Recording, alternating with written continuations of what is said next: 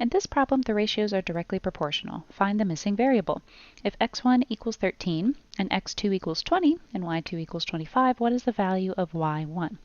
There are many different ways we can set up this ratio, but the two most common are x1 is to x2 as y1 is to y2, or x1 is to y1 as x2 is to y2.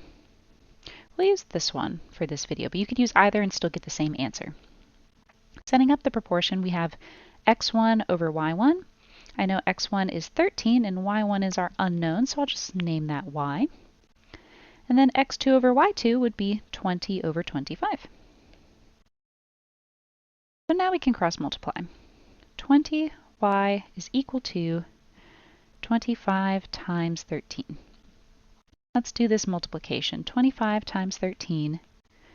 3 times 5 is 15. 3 times 2 is 6, plus 1 is 7, placeholder 0. Anything times 1 is just itself, so we can put 25, and then add these two together to get our product. 20y is equal to 325. Now 20 is being multiplied to y, so we need to do the opposite and divide both sides by y if we want to isolate that variable. That will leave us with y equals 325 over 20. To simplify this fraction so that it matches our mixed fraction answer choices, let's first figure out how many times 20 can go into 325. And to do this, let's estimate, because we know we're going to get a fraction at the end of the day, so let's go into 320, because that'll likely come out even. 20 goes into 32 one time. 12 left over, bring down the 0.